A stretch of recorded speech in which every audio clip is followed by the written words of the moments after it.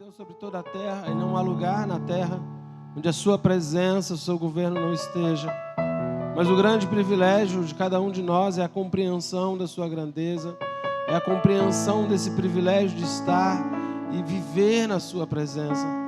Nós somos gratos, Senhor, porque nos tempos em que estamos vivendo, são tempos em que os homens não sabem o que fazer, as pessoas estão perdidas, as pessoas se perguntam como será o futuro, as pessoas se perguntam onde nós vamos parar, e dá a impressão que a humanidade está descendo, Deus querido, uma ladeira desenfreada, sem controle. Ninguém sabe o que fazer em relação às situações do nosso tempo. E nós podemos crer que há um Deus em cujas mãos, como foi ministrado pelo Felipe, está todo o controle. Tem o governo de todas as coisas, é Senhor sobre todas as coisas. Nós temos o privilégio de estar na presença de um Deus que nós estamos conhecendo, no processo de conhecimento desse Deus, conhecê-lo como Deus soberano, como Deus grande, como Deus poderoso, e conhecê-lo como Deus das nossas vidas. O Senhor não é apenas o Deus do universo, o Senhor não é apenas o Criador de todas as coisas, o Senhor não é apenas aquele que domina, que governa as nações, o Senhor não é apenas aquele que um dia virá para julgar as nações e que trará juízo sobre as nações. O Senhor não é apenas o restaurador de Israel, o Senhor não é apenas aquele que preparou um lugar para que estivéssemos com o Senhor é o Deus de toda a terra. O Senhor não é apenas o Deus que cura, o Deus que subjuga demônios, o Senhor não é apenas o Deus que governa os homens, o Senhor não é apenas o Deus que constrói a história, o Senhor é o Deus da nossa vida. O Senhor é o Deus da nossa casa, o Senhor é o Deus dos nossos filhos, o Senhor é o Deus do nosso coração. Toda a nossa existência, toda a nossa vida, todo o nosso pensar, todo o nosso falar, todo o nosso sentir, nada disso foge da sua mão, nada disso foge, Deus querido, não dos seus olhos apenas, mas do seu governo. E nós somos muito gratos, Pai, porque nós podemos te conhecer, porque nós temos o privilégio de saber quem é o Senhor, de recebermos uma revelação do Senhor através da sua palavra, e nela podermos descansar. Ao Senhor a honra, ao Senhor a glória, ao Senhor o louvor, ao Senhor toda a adoração que os nossos lábios puderem produzir, ao Senhor toda a palavra que nós pudermos, Deus querido, levantar neste lugar e declarar. Nós declaramos ao Senhor que todo mover da nossa vida, que toda a construção de pensamento que fizermos, Deus, que seja para a sua glória, para a sua honra e para o seu louvor. Ah, Senhor, quem mais poderia sustentar a nossa vida? Quem mais poderia sustentar a nossa casa? Quem mais poderia nos sustentar e nos fazer estar de pé? Deus querido, quem mais estaria conosco em todos os momentos? E quem é como o Senhor que cumpre cada palavra que diz?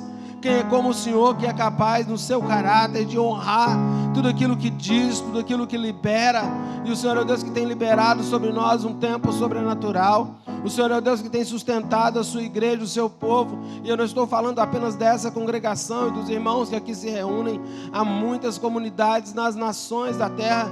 E o Senhor é que tem sustentado, o Senhor é que tem estado, Deus querido, com todos aqueles que têm vencido esse tempo. Mas o Senhor também é o Deus que tem estado com aqueles que neste tempo têm sofrido dor, têm sofrido perdas, têm sofrido um revés.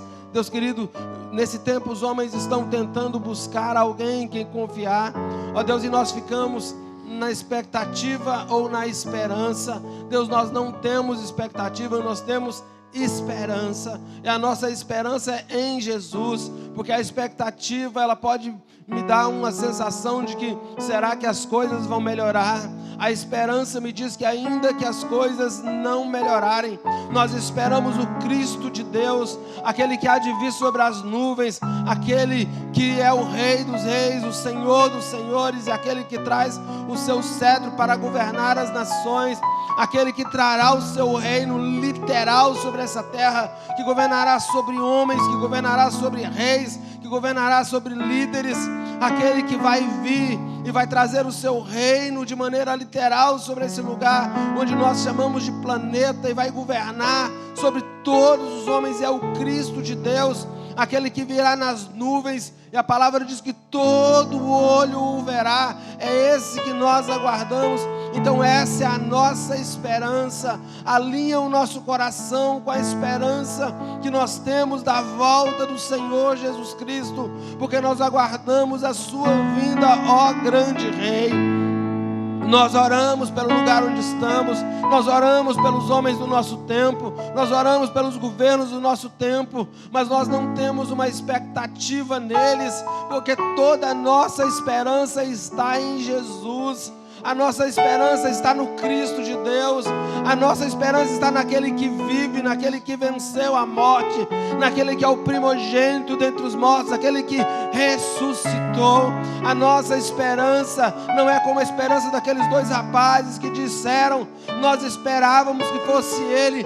Não, nós esperamos nele. Nós não temos outro em quem esperar. O nosso coração não sonha com outro amor. O nosso coração não deseja algo mais do que a sua vinda. O nosso coração não deseja nada mais do que estar para sempre com o Senhor, que Paulo diz que é algo acima de toda e qualquer comparação.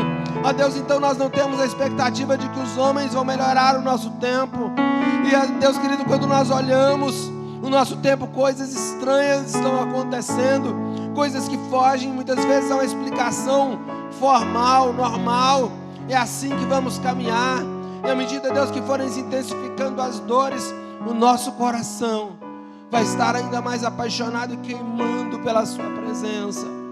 Não apenas o coração que queima por uma sensação, não é um coração que queima apenas por um arrepio, não é o coração que queima por uma manifestação do Senhor, embora nós queremos que o Senhor se manifeste em nosso meio.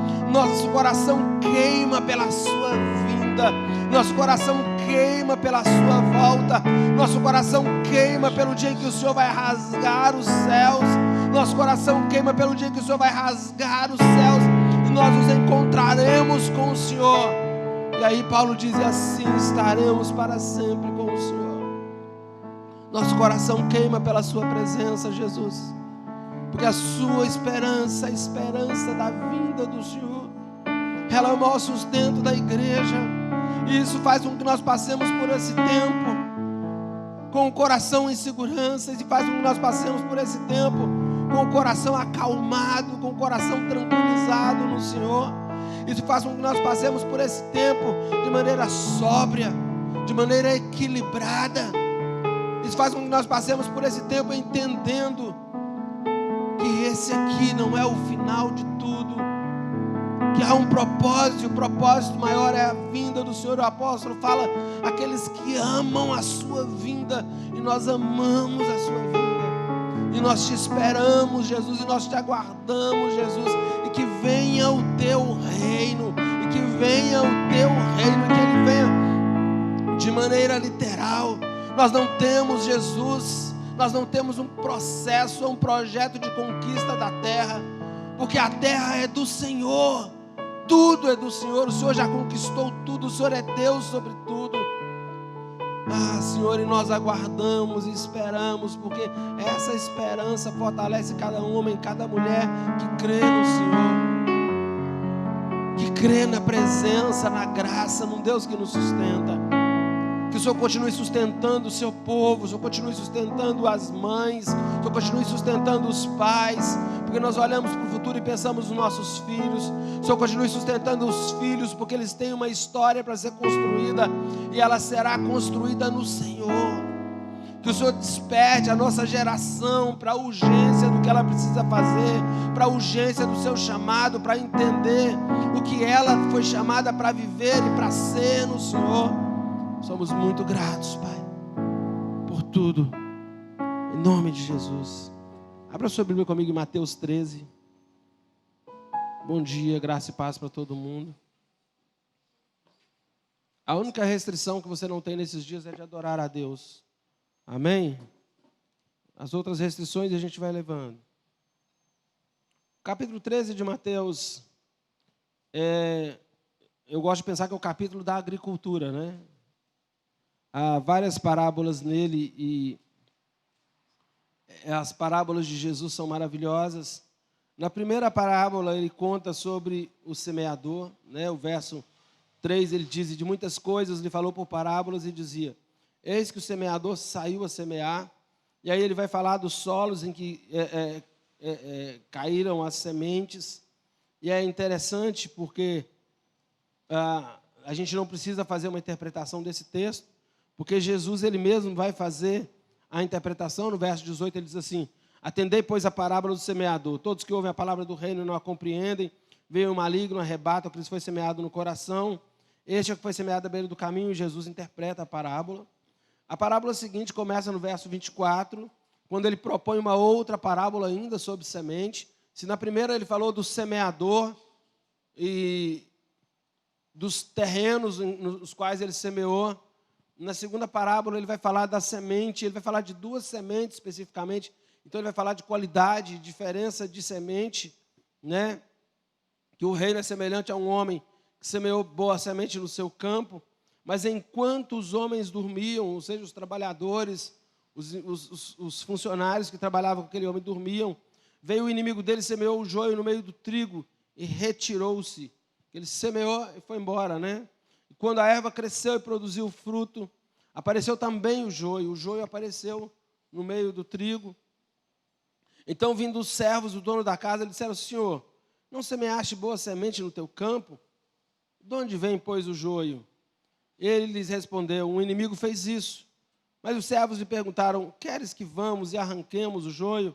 Não, replicou ele, para que ao separar o joio não arranqueis também com ele o trigo. Deixai-os crescer juntos até a colheita. E no tempo da colheita direi aos ceifeiros: ajuntai primeiro o joio, atai-o em feixes para ser queimado. O juízo vem antes da vinda, né? Tanto que a grande tribulação, ela é uma experimentação, né? A gente vai ver os selos, as taças, nós vamos ver o juízo de Deus. Então, primeiro o joio, né? Ajuntai-o primeiro o joio, atai-o em feixes para ser queimado, mas o trigo recolhei-o no meu celeiro. Na parábola seguinte, ele vai falar de uma semente específica, né, que o reino de Deus é semelhante a um grão de mostarda, do poder dessa semente.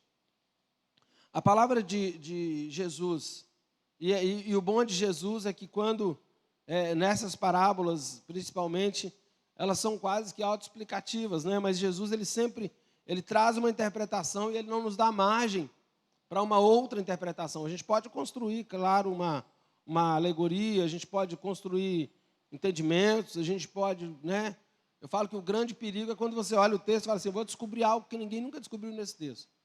Quando você lê um texto bíblico, a primeira coisa que, se você quer saber o que a Bíblia diz, você lê um texto e pensa assim: o que esse texto significa? Significa primeiro o que está escrito.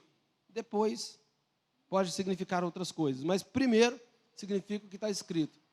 Nós chamamos isso na exegese, ou na interpretação a Bíblia interpreta a própria Bíblia. Então, essa é a primeira regra de interpretação. O texto diz o que ele quer dizer.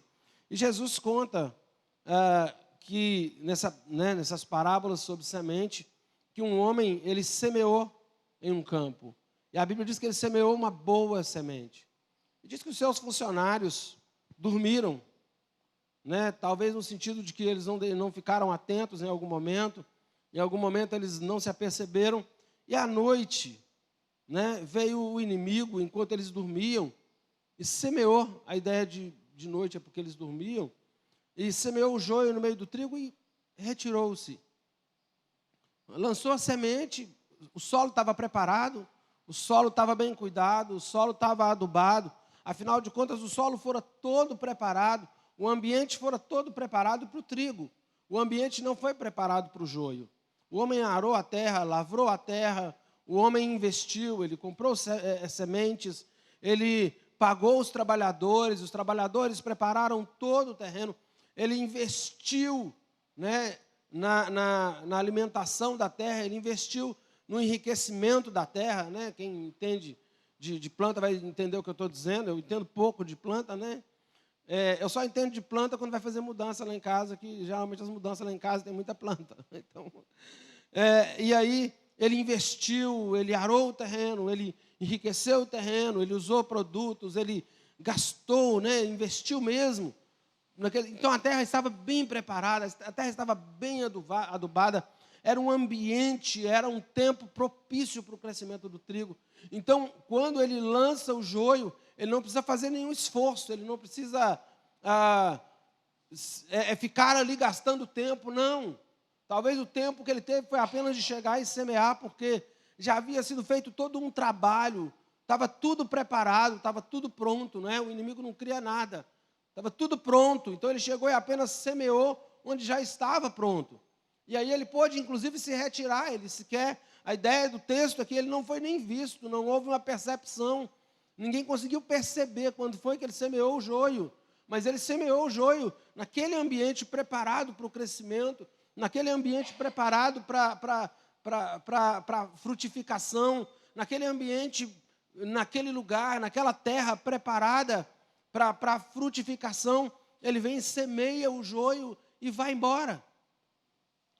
Não era um ambiente para o joio, não era um trabalho para o joio, não era uma preparação para o joio, não era um investimento feito pelo dono da terra para que o joio prosperasse, para que o joio crescesse, para que o joio frutificasse.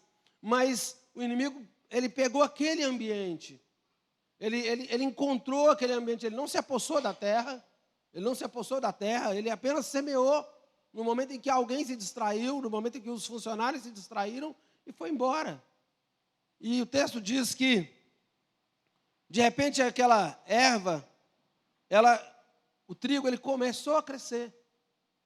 E quando o trigo começou a crescer, apareceu também o joio.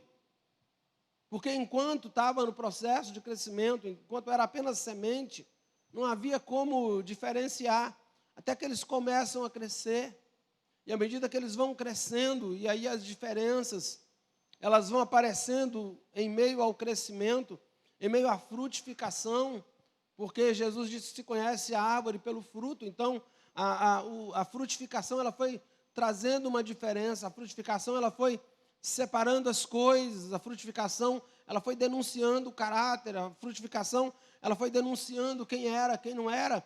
A frutificação, o fruto, ele foi denunciando o posicionamento de cada um dentro daquele ambiente, dentro daquele lugar de plantio. Os frutos, eles foram dando, para quem observava, eles foram dizendo qual era a diferença. E os frutos foram gerando esse entendimento de diferença. Os frutos foram gerando esse entendimento de como seria o futuro de cada um. Foi o inimigo que fez isso. O senhor não quer que a gente vá lá e arranque o joio? O senhor não quer que a gente vá lá e resolva isso agora? E aí ele disse, não, pode ficar tranquilos, porque nesse processo, acredito, e nós estamos falando de uma grande plantação, né, e esse trabalho feito com a visão de que o inimigo semeou e que a gente precisa arrancar, que ele é prejudicial ao trigo, a gente pode sair para fazer esse trabalho e no entusiasmo, talvez, na ideia de arrancar. Ele disse assim, pode ser que ao separar o joio, vocês prejudiquem o trigo, vocês arranquem o trigo dali, o trigo seja prejudicado, né? Então, vamos deixar, porque eles vão ficar juntos até o dia da colheita.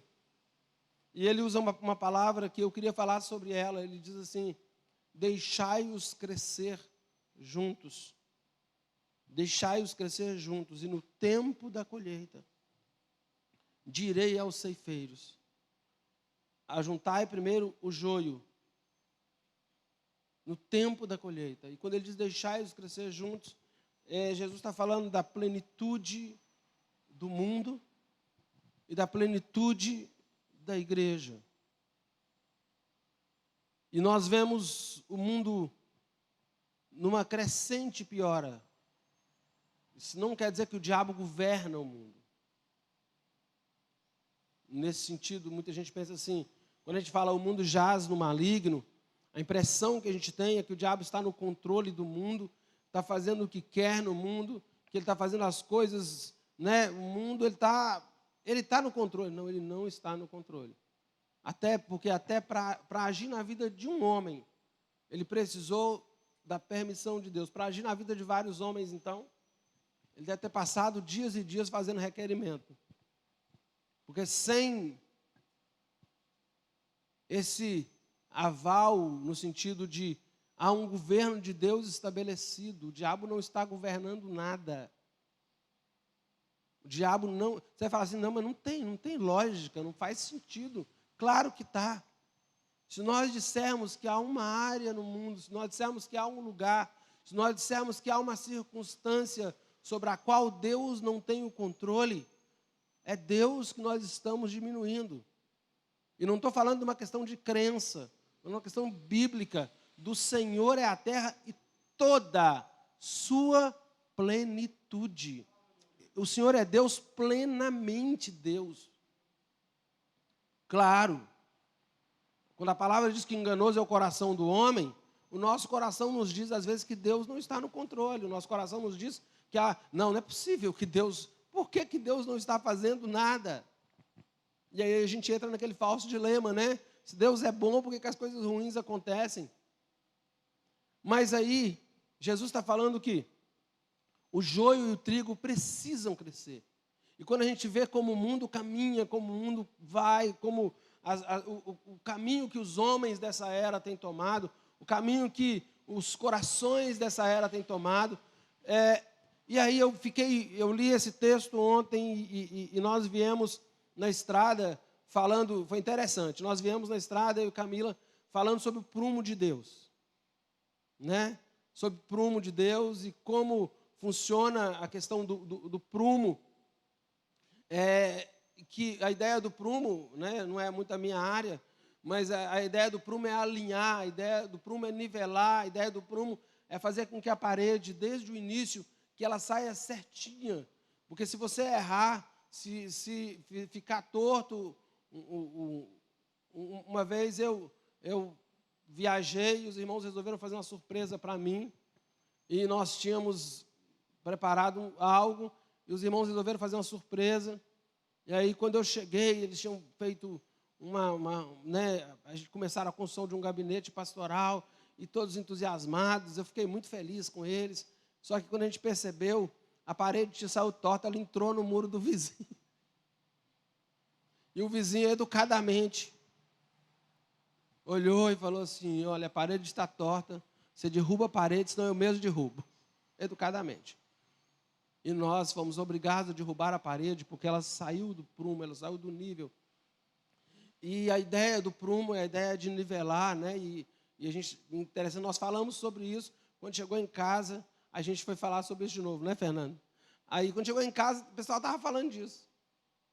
Aí, quer dizer, o assunto que nós viemos falando estava sendo falado em casa, e a gente sentou em casa e a gente começou a falar sobre isso, sobre o prumo de Deus, sobre como Deus nivela, como Deus alinha o nosso coração.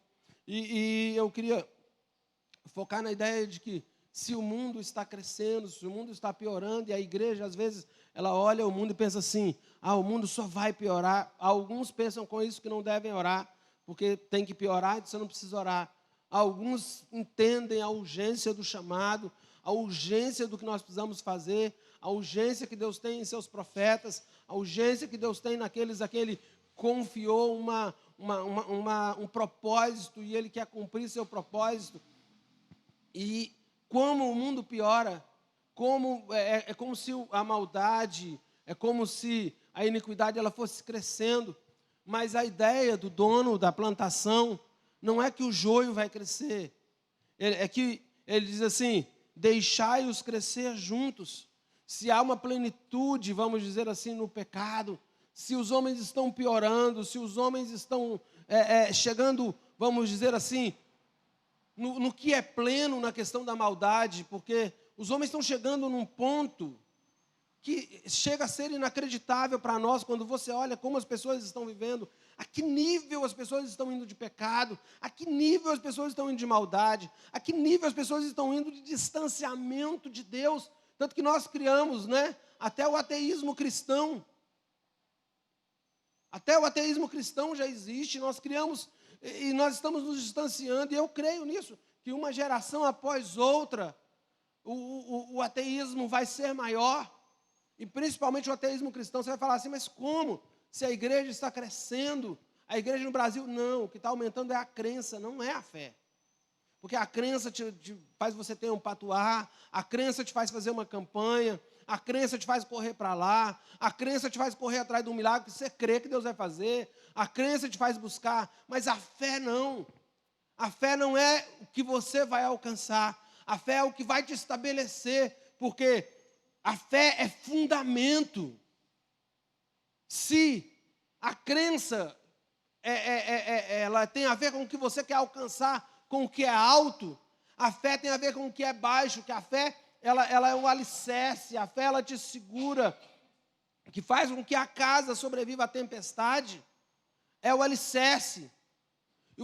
Porque a tempestade, a gente viu aí, né, por incrível que pareça, passou um ciclone no Brasil essa semana, né, Deus está mostrando alguma coisa para a gente. Aí ela bate em cima, mas o que sustenta os prédios, as casas, no dia de um ciclone, de uma tempestade, é a base, é o alicerce. Os telhados voam, as paredes ficaram lá. E se levarem as paredes, o alicerce costuma ficar. É o que nos sustenta. Então a crença tem aumentado, não a fé. Não a fé. As multidões, elas não caminham para a fé, elas caminham para a crença, para os grandes movimentos. Elas caminham para aqueles que têm algo a oferecer, não para aqueles que têm algo para fundamentar. É uma multidão que não está indo para dar nada, para se construir, para se edificar em nada. É uma multidão que está indo buscar algo. Vai buscar porque não tem. Se não tem, é porque não está fundamentado. E aí, esse crescimento do mundo, da maldade, a gente fala, por se multiplicar a iniquidade, o amor de quase todos se esfriará, é isso mesmo. Mas, né, vou usar uma palavra bem feia, concomitantemente, ou seja, ao mesmo tempo, deveria haver o crescimento do joio, o trigo deveria crescer, o trigo também tem que atingir uma plenitude, a igreja tem que atingir uma plenitude, eu e você temos que atingir um tempo de plenitude em Deus, um tempo de maturação, porque a colheita, ela não tem a ver com a maldade do mundo apenas, ela tem a ver com a plenitude da igreja. Porque se nós pensarmos assim, Deus vai trazer, Jesus está vindo, o mundo está piorando, isso é um sinal da vinda de Jesus, mas o crescimento, a plenitude, a santidade, o mover profético, a vida em Deus da igreja, ela também é um sinal da vinda de Jesus. Se você olha a parábola das 10 virgens, a gente foca em 5 que não tinham azeite, mas 5 tinham azeite. Ter o azeite também é um sinal da volta de Jesus. E a gente fica, não, mas Jesus está voltando mesmo, porque os gafanhotos, né, como o pessoal está brincando aí, né, que Deus colocou todo mundo de máscara para a gente não engolir gafanhoto. Depois a gente ficou de quarentena e engordou um pouquinho para não ser levado pelo ciclone. Deus está guardando, ótimo.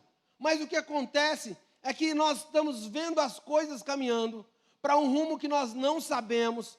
As coisas vão se intensificar à medida que os dias forem passando. Isso não é o profetismo do caos, mas a plenitude da igreja. Porque enquanto Faraó chorava, enquanto o Egito sofria, enquanto o Egito experimentava os juízos de Deus, a espada de Deus cortando o Egito afora, a terra de Gósen experimentou não apenas um livramento, ela experimentou um tempo de milagre sobrenatural. Havia um lugar dentro do Egito, havia uma área geográfica, havia um povo, não era apenas um lugar, havia um povo que não foi tocado por nada daquilo que aconteceu sobre o Egito. O rebanho do Egito foi destruído e o povo saiu de lá levando tudo, levando o gado. Tanto que Faraó falou, não levem o gado, deixem as mulheres e as crianças. Eles levaram suas famílias, eles levaram tudo. Há um tempo de plenitude, a igreja precisa entender que o crescimento do joio não é apenas ele, um sinal da volta de Jesus, não é apenas o sinal do tempo da ceifa. A ceifa inclui o crescimento do trigo. Se não houver crescimento do trigo, Tanto que a visão do dono da plantação, a visão do dono da terra, ela não está focada no crescimento do joio, ela está focada no crescimento do trigo. Ele disse que quando eles estiverem pequenos, antes do crescimento, não dá para diferenciar, mas quando aparecer o fruto, vai ficar mais fácil. Os ceifeiros vão conseguir diferenciar pelo fruto. Quando são pequenos, eles são muito iguais, mas à medida que eles vão crescendo, eles vão se diferenciando. Então precisa haver um crescimento. E ele diz assim, até a colheita eles precisam crescer juntos. E a ideia que ele dá é que os ceifeiros vão conseguir diferenciar, porque agora já há um fruto, já há um tempo de as duas plantas já maturaram, as duas plantas já cresceram, as duas plantas já se diferenciaram. E essa ideia da diferença, e nós achamos que a diferença, conforme diz o profeta, então vereis outra vez a diferença entre o justo e o ímpio, entre o que serve a Deus e o que não serve. Nós achamos que essa diferença está no cabelo e não está. Nós achamos que essa diferença, ela está porque Jesus vai guardar a igreja. Não, também não. Ela está na frutificação. E a igreja, a plenitude do mundo. O mundo caminha muito mais rápido, muito mais veloz. O pecado é mais rápido. O pecado é tão mais rápido que ele não só cresce, ele impede o nosso crescimento. Ele acelera o mundo e nos desacelera. E não é para ser assim. O crescimento ele tem que ser... A igreja é a resposta. Nós estamos num tempo em que a nossa geração está correndo atrás de resposta. Busca uma resposta para lá, busca uma resposta. Não, nós não estamos aqui para buscar a resposta. Nós fomos chamados para ser a resposta. Porque quem faz pergunta é criança, quem indaga é criança vive o tempo... Por que isso? Por que aquilo? Por que não sei o quê? Por que não sei o quê? Já viu? Né? A gente, quando vai ficando velho, a gente não consegue mais lidar com isso. Mas quando a gente era mais novo, os meninos pequenininhos, e você ia respondendo as perguntas, e elas vinham, e elas vinham, e elas vinham, e elas vinham.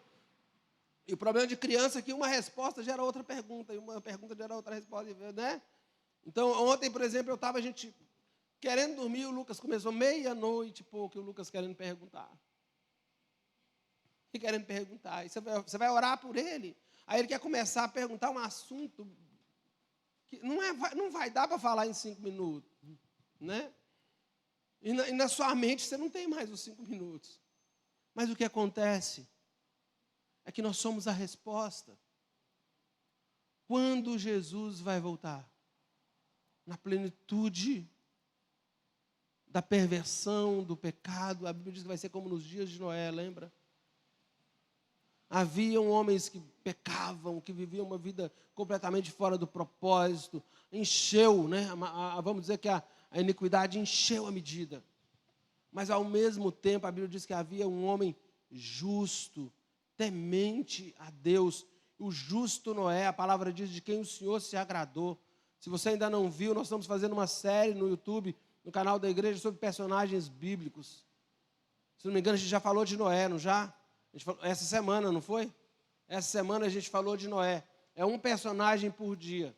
Então, essa semana a gente falou de Noé. A medida da iniquidade. Mas havia um justo. Então, a plenitude do mundo. A plenitude da igreja.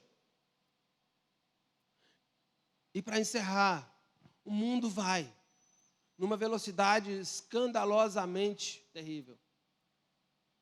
E a igreja quer ir a passos de tartaruga. Qual é a velocidade que a igreja deve caminhar? Nos passos de Jesus. Na pisada dele, na pegada dele. Deus não tem pressa. Quem está com pressa é porque está atrasado. Deus não atrasa. Deus, ele tem um tempo e ele trabalha no seu tempo. Ele é Senhor sobre todo o tempo. Mas o trigo e o joio precisam crescer. O trigo precisa crescer. E aí eu fiz todo um estudo sobre o trigo, que eu depois falei, não vai dar certo. E o joio.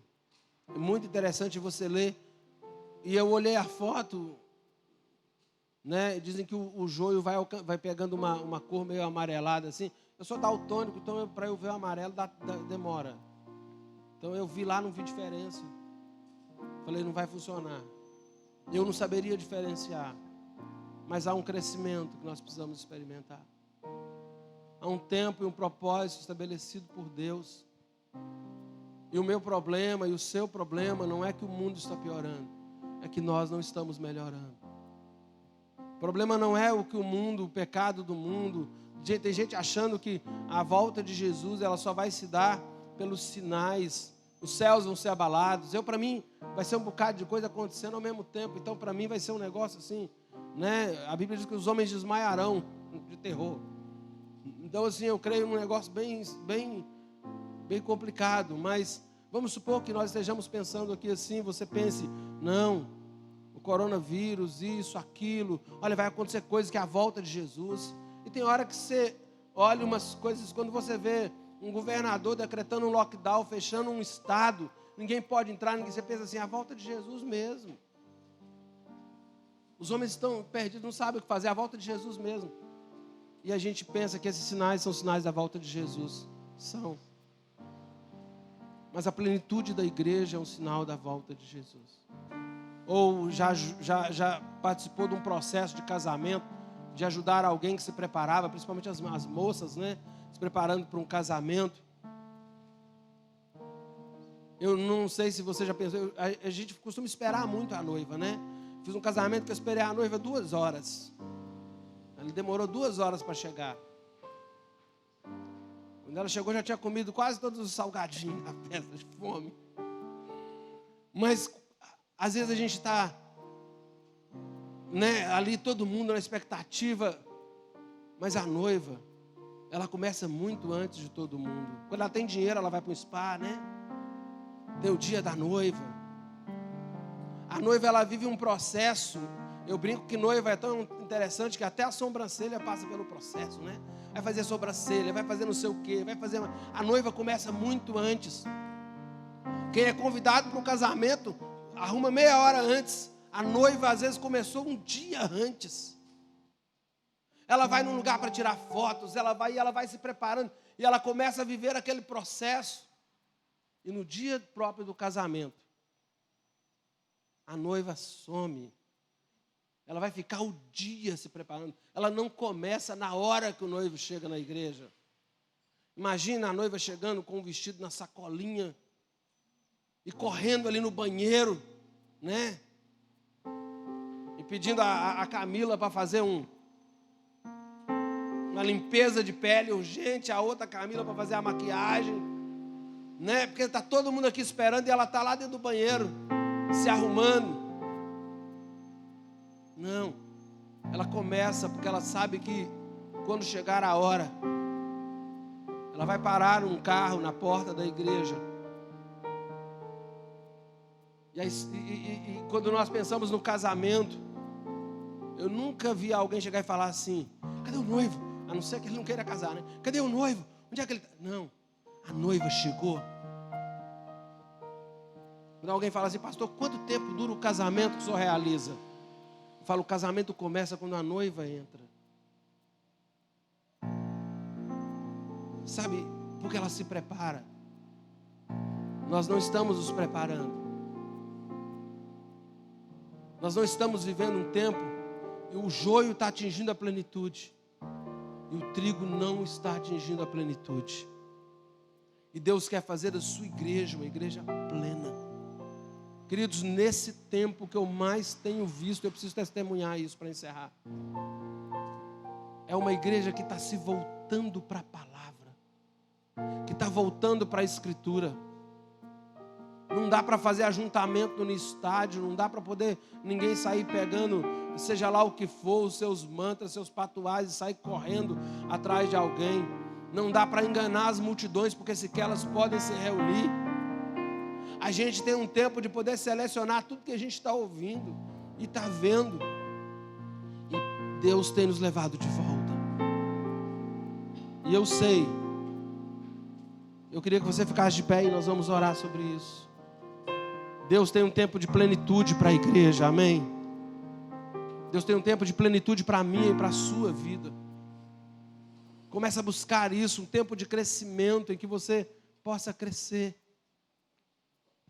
Os ceifeiros vêm, e quando os ceifeiros chegarem, nós vamos precisar estar plenos. Você quer apressar a volta de Jesus? Atinja a plenitude. Cresça. Conheça o Senhor. Senão você vai sair como aquelas moças desesperadas procurando azeite para comprar. Imagina que você vai casar e você está entrando na igreja 5 minutos antes do casamento, com o vestido de noiva dentro da sacolinha do supermercado. Você ainda não sabe onde vai encontrar um sapato, você não sabe quem vai fazer a sua maquiagem. Você vai aparecer igual a bruxa Memeia para casar, porque você não se preparou antes. Nós precisamos nos preparar para a plenitude. E a nossa plenitude em Deus, ela não beneficia a Deus, mas ela vai nos fazer conhecer o Senhor muito mais. Quanto nós vamos receber dele? Senhor, nós colocamos a nossa vida, o nosso coração diante do Senhor essa manhã, nesse devocional. Deus, tudo que nós precisamos é de um tempo de crescimento e maturidade na nossa vida. Deus, eu não sei como, muitas vezes, fazer algumas coisas, mas eu quero pedir que o Seu Espírito Santo direcione a mim e aos meus irmãos para um tempo de crescimento. A igreja, Senhor, ela está lamentando o crescimento do joio. A igreja está lamentando o crescimento da semente ruim. A igreja está lamentando a semeadura do inimigo. A igreja entende que o inimigo semeou. A igreja lamenta o que o inimigo tem feito. A igreja lamenta que o inimigo tem semeado. Mas ela não cresce. Ela não entende que ela também precisa de um tempo de plenitude. Ela também precisa de um tempo de crescimento. A noiva precisa estar pronta, ataviada, como diz a palavra, apresentar a igreja como noiva ataviada, preparar a noiva para o encontro com o seu noivo. O trigo precisa crescer, porque a palavra do dono das terras, a palavra do fazendeiro, é que é para deixar que o trigo e o joio cresçam juntos. Eles precisam crescer. Eles precisam de um tempo de maturidade. Senhor, e nós sabemos que há um tempo de juízo do Senhor vindo sobre os homens. Há um tempo de juízo do Senhor vindo sobre a terra. E o Senhor vai julgar todas as coisas. Mas também há um tempo de plenitude da igreja para a volta do Senhor. Há um tempo que a igreja precisa estar pronta para a volta do Senhor. Há um tempo que o nosso coração precisa estar pronto para a volta do Senhor. E quando nós falamos a volta do Senhor, parece estranho, Senhor, que é como se hoje o Senhor não estivesse aqui, é como se hoje o Senhor não fosse o nosso Deus, é como se hoje o Senhor não estivesse nos conduzindo, é como se hoje o Senhor não estivesse com o seu reino em nossa vida, não estivéssemos no reino. E Paulo diz que nós já estamos assentados com Cristo nas regiões celestiais. Nós já estamos no reino. O reino que ainda virá é aquele no qual o Senhor já nos colocou, porque o Senhor conhece o futuro, o Senhor já viu a nossa história, e o Senhor já nos inseriu lá na frente. Nós já estamos no Senhor, nós já somos salvos. Nosso nome já está no seu livro. Nosso nome já está no seu livro. Isso significa que a nossa história já encerrou no Senhor. Significa que o final da nossa história no Senhor, ele já está registrado. Ele já está registrado. E a palavra diz, Senhor, que uns ressuscitarão para a vergonha e desprezo eterno, mas outros ressuscitarão para a glória e o gozo eterno. Isso é plenitude. Deus, e nós queremos te agradecer pelo privilégio de conhecermos o Senhor. Queremos te agradecer pelo privilégio de podermos estar na caminhada rumo à maturidade, rumo ao crescimento, a receber aquilo que o Senhor tem para a nossa vida e para o nosso coração. Deus, derrama sobre nós um tempo de quebrantamento, um tempo de reconhecimento de que nós precisamos caminhar. Não há ninguém como o Senhor, digno de honra, digno de glória, de louvor, de adoração e de exaltação. Ao Senhor todo louvor, ao Senhor tudo que os nossos lábios puderem declarar mais ao Senhor tudo que nós pudermos construir em atitudes diárias de vida. Senhor, nós não estamos aqui para pensar quem é o joio. Isso não é um problema dos trabalhadores. Isso é um problema dos ceifeiros. Nem o Senhor da terra vai ficar preocupado com isso. Ele vai deixar que eles cresçam. Ele vai deixar que eles sejam plenos. Uns na maldade, outros na santidade. E a plenitude de tudo isso é a senha para o ceifeiro. É a senha para o tempo da colheita.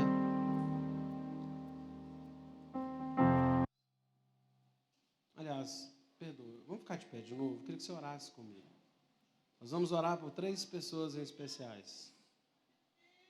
Eu acabei de receber uma notícia que um amigo meu de adolescência da igreja está internado em Belo Horizonte, no Hospital da Baleia, entubado, com Covid-19. Ele tem a minha idade, eu acredito. Né? Um amigo muito especial. Eu ganhei a concorrência dele em relação a Kelly, mas a gente continua amigo, né? Eu queria que nós orássemos pela vida do Oswaldo, né? O Oswaldo perdeu o irmão essa semana, sepultou um irmão, né? Só tinha os 2, agora ficou o Oswaldo, né? Então Deus possa sustentar o irmão Oswaldo. E orar também pelo pastor, cadê Eliane? Como é que chama o pastor? Oi? Isso, pastor da Assembleia de Deus lá do Novo Horizonte. A gente possa estar orando por ele. Foi para Montes Claros, ele, né, vai fazer alguns exames. É uma situação muito complexa, mas o Senhor está no controle de tudo. Amém? Se você lembrar de mais alguém aí, você ore também. A palavra diz que a oração de um justo tem muita eficácia. Nós somos justificados em Deus, em Cristo. Nós podemos orar e o clamor da igreja tem uma preferência muito especial da parte do Senhor, amém? Deus, nós oramos, Pai, por todas essas vidas, Deus. Eu oro pelo meu amigo, eu oro pelo pastor da Assembleia de Deus, eu oro também pela vida do nosso irmão Oswaldo. Deus, quantos desafios nós temos tido nesses dias, que não são dias simples, são dias um pouco diferentes para todos nós. Mas nós pedimos ao Senhor que console o coração do Oswaldo, console o coração da sua casa, da sua cunhada, dos seus filhos. Quando nós estivemos com o irmão dele, nós sabíamos que era uma situação difícil, mas também nós sabíamos que o Senhor estava no controle e que o Senhor poderia salvá-lo, restaurá-lo. Para o Senhor não há morte, há vida eterna. A morte é apenas um tempo de passagem. Nós entendemos que a morte é um fim, que a morte é uma aniquilação, mas não é, Senhor. Ela é um estado intermediário que nós estamos passando para chegar à eternidade, nos encontrarmos com o Senhor e haverá uma eternidade, diz a sua palavra. Pai, eu oro, Deus querido, para que o Senhor possa alcançar aquelas famílias que estão passando por momentos difíceis dessa pandemia, nesse tempo que nós estamos vivendo, sejam problemas físicos, emocionais, espirituais, financeiros. Nós oramos, Deus, por um tempo de provisão e cuidado da parte do Senhor. Deus, nós oramos também pela vida do pastor da Igreja Assembleia, que o Senhor possa alcançá-lo, que o Senhor possa tocar a vida do seu servo, a sua casa, a sua família. Só o Senhor é Deus nessas questões, Pai querido, porque é no Senhor que nós confiamos. Deus, nós servimos ao Senhor e sabemos que és um Deus todo-poderoso. Nada foge à sua mão, nada foge ao seu controle e a sua vontade prevalecerá. E nós pedimos ao Senhor que alcance essas vidas agora. Se há alguém, Deus, que foi citado pelos irmãos em oração, ó Deus, eu peço ao Senhor que o Senhor ouça a nossa oração como igreja. Pai, nós liberamos uma palavra de vida sobre essas pessoas. Nós cremos que o Senhor é o Deus da vida, o Senhor dos milagres. Como diz aquela canção, é o mesmo Jesus que andou em Jericó, é o mesmo Jesus que andou em Jerusalém, e é o mesmo Jesus que está aqui hoje, nesse momento, e que pode tocar e alcançar essas vidas. E nós abençoamos as casas, as famílias representadas por essas pessoas. Nós liberamos uma palavra de vida sobre essas pessoas, em nome de Jesus. Amém? Abra sua Bíblia comigo no capítulo 13 de Mateus. Mateus, no capítulo 13.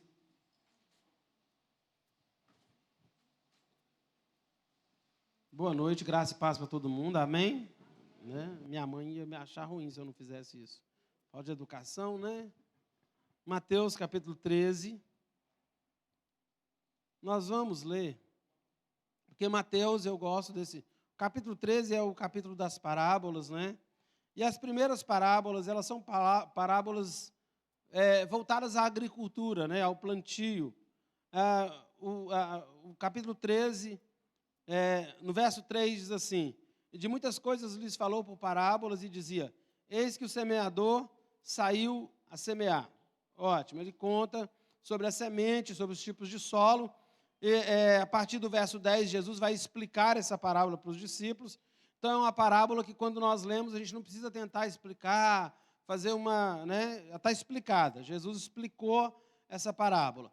No verso 24, ele propôs outra parábola. O reino dos céus é semelhante a um homem que semeou boa semente no seu campo. Mas, enquanto os homens dormiam, veio o inimigo dele, semeou o joio no meio do trigo e retirou-se. Quando a erva cresceu e produziu fruto, apareceu também o joio. Então, vindo os servos do dono da casa, lhe disseram, Senhor, não semeaste boa semente no teu campo? De onde vem o joio? Como ele apareceu aí? Ele, porém, lhes respondeu, um inimigo fez isso. Mas os servos lhe perguntaram, queres que vamos e arranquemos o joio? Não, replicou ele, para que ao separar o joio, não arranqueis também com ele o trigo. Deixai-os crescer juntos até a colheita. E no tempo da colheita direi aos ceifeiros, ajuntai primeiro o joio, atai-o em feixes para ser queimado, mas o trigo recolhei-o no meu celeiro. A outra parábola, do verso 31 em diante, é quando ele diz que o reino dos céus é semelhante a um grão de mostarda, que um homem tomou, plantou no seu campo, e que é, na verdade, a menor de todas as sementes, mas crescida é a maior de todas as hortaliças. Então, são parábolas que tem a ver com semente, com agricultura, e são parábolas muito interessantes. Porque, principalmente a parábola do joio e do trigo. Qual é a constatação que nós temos tido nesse tempo que nós estamos vivendo? O mundo vai de mal a pior. E quando eu digo mundo, a gente não está falando de cosmos, está falando desse tempo, dessa era que nós estamos vivendo. Não é? Apareceu até mais uma gripe, né, suína por aí. Alguém, né, não é uma brincadeira que se faça, mas alguém diz que Deus colocou máscara para a gente não engolir os gafanhotos, colocou em quarentena para a gente engordar um pouquinho, para não voar com o ciclone, né? Porque a gente está vendo sucessões de coisas acontecendo. E é interessante que o mundo está indo numa escalada de corrupção, de degeneração, assim, galopante. É muito complicado quando nós olhamos, eu não sei, né, eu acredito que vocês concordam comigo, que quando você olha os noticiários, não há notícia que nos surpreenda mais. Não há notícia que nos deixe assim, aconteceu isso, que terrível. A gente não se comove mais. A gente não se comove. Há notícias que os apresentadores de televisão dão, às vezes, os âncoras dos jornais, principalmente aqueles mais sensacionalistas, que, às vezes, eu fico observando, não assisto muito, não, na verdade, nem assisto isso, né? Não dou conta de assistir. Eu fico observando, assim, como é que a pessoa consegue dar aquela notícia com um rosto que não se demove, não se comove, não muda sequer a feição. Eu fico pensando, eu não conseguiria dar essa notícia sem me envolver emocionalmente com ela. Mas é a escalada da corrupção do mundo, é como o pecado, e a gente sabe, né, aumenta a iniquidade, o amor esfria, né, e o pecado ele tem atingido um nível assim terrível, tão terrível, que nós cunhamos uma expressão chamada ateísmo cristão. Inclusive, é um livro muito bom, se não me engano, de Augusto Nicodemos, que chama Ateísmo Cristão. E é uma forma de explicar como algumas pessoas cristãs são, ao mesmo tempo, ateístas, ou seja, o prefixo a, né, significa não, ou seja, que não praticam um teísmo. Eles se dizem cristãos, mas não praticam um teísmo, não creem em um Deus. E isso parece contraditório, mas não é. Né? Há pouco tempo deparei com uma pessoa que se diz cristã, que diz, pelo menos o começo da conversa foi que tinha relacionamento com Deus, tinha vida com Deus e que tal, que tinha tido experiências com Deus. Mas, à medida que a conversa foi caminhando, pouco tempo depois ela disse, primeiro, não acreditava em tudo que estava na Bíblia. Segundo, ela não sabia mais, depois de 10 minutos de conversa, se acreditava ou não em Deus. Baseada, é claro, numa experiência pessoal, de que Deus não lhe respondeu algumas perguntas, e Deus não lhe deu algumas bênçãos, Deus não lhe trouxe alguns benefícios que ela esperava. E aí, nós construímos essa ideia de ateísmo cristão. E o pior não é o ateísmo cristão falado, né? Quando alguém diz assim, nós achamos que o pior discurso é quando a gente está conversando com alguém, né? E a pessoa diz assim, eu não creio em Deus. Isso nos choca. Mas o pior não é isso, o pior é aqueles que se dizem cristãos, mas que vivem como se Deus não existisse. O pior é aqueles que carregam uma Bíblia e vivem como se Deus não existisse. O pior é aqueles que frequentam uma igreja e vivem como se Deus não existisse. O pior são aqueles que estão, vamos dizer assim, no livro de pesquisa do IBGE, catalogados como evangélicos e vivem como se Deus não existisse. Isso para mim é um ateísmo. Esse é o pior ateísmo.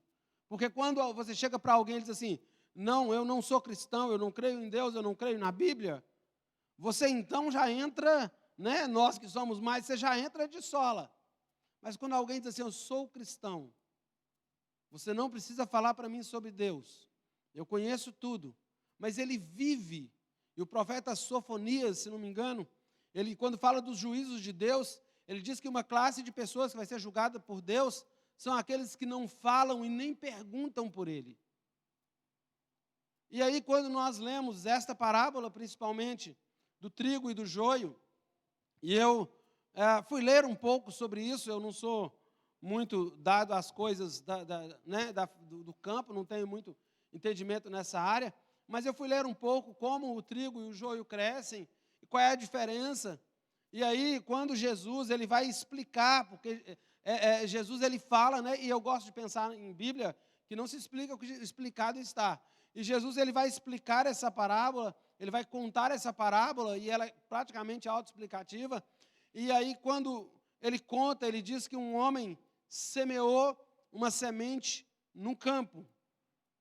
E enquanto os homens dormiam, talvez os funcionários, os empregados dormiam, ele disse que veio o inimigo, só pode ser o inimigo, né, coisa do inimigo, e semeou um joio, ele semeou uma outra semente no meio do trigo e ele retirou-se. Então a ideia é que você tinha uma terra preparada, uma terra arada, uma terra adubada, uma terra propícia, um ambiente propício para o crescimento do trigo. Tudo foi preparado pelo senhor da seara, tudo foi preparado pelo dono da fazenda, para que o trigo pudesse crescer. Tudo era propício ao crescimento do trigo. Mas aquele terreno, aquele adubo, aquele ambiente, aquela atmosfera preparada para o crescimento do trigo, alguém se aproveitou, porque na verdade o texto não diz que o inimigo veio, arou um pedaço da terra, separou, porque o diabo, o inimigo, ele não faz nada. Ele lançou a semente, porque a terra já estava preparada. E no mesmo terreno onde estava semeado o trigo, ele lançou uma outra semente. Ele lançou o joio. E esse joio ele foi crescendo e os homens eles não perceberam. A Bíblia diz assim, quando a erva cresceu e produziu fruto, ou seja, apenas o fruto pôde fazer uma diferenciação entre o joio e o trigo. E à medida que esse joio cresceu, esse trigo também cresceu, é que deu para ver a diferença entre os dois. Enquanto era uma planta pequena, crescendo, lá no início, não deu para ver uma diferença, mas à medida que foi crescendo, houve uma diferença, os frutos diferenciaram. E aí os empregados, eles viram, falaram, não, mas a gente não lembra de ter trabalhado nessa roça e semeado esse joio, nós semeamos trigo. E eles foram até o dono e perguntaram, o senhor, a semente que o senhor semeou, não foi apenas uma boa semente, não foi apenas o trigo? De onde vem, qual é a origem do joio? E aí ele respondeu, olha, um inimigo fez isso. E eles perguntam, queres que vamos e a gente arranca o joio? O senhor quer que a gente vá lá e arranca o joio do meio do trigo? E aí ele diz uma palavra muito interessante. Ele diz assim: não, primeiro, para que ao separar o joio, vocês não arranquem também junto com ele o trigo. E aí ele traz uma palavra muito escatológica e muito, assim, e é maravilhosa. Ele diz assim: deixai-os crescer juntos. Até que ponto? Até a colheita. E no tempo da colheita, ou seja, depois de crescido e depois de frutificar, os ceifeiros conseguiriam separar o joio do trigo. Né? E aí a gente pode desenhar uma ideia de que a gente vê os juízos de Deus. Então ele diz assim: primeiro, ajuntai primeiro o joio, quer dizer, primeiro o juízo, né? O joio para ser queimado, você junta em feixes para ser queimado, e depois o trigo para ser recolhido no celeiro. Então, você pode dizer que primeiro é a grande tribulação com o juízo de Deus, né? Com os juízos de Deus, e depois o arrebatamento, né? Depois você recolhe o trigo, tá? E aí o que acontece? O que Jesus está falando nessa parábola é também sobre plenitude.